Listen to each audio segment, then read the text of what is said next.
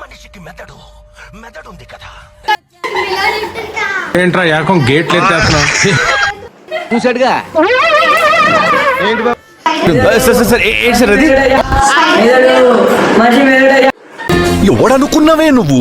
DJ Tillu. Sir ఏంటి sir అది?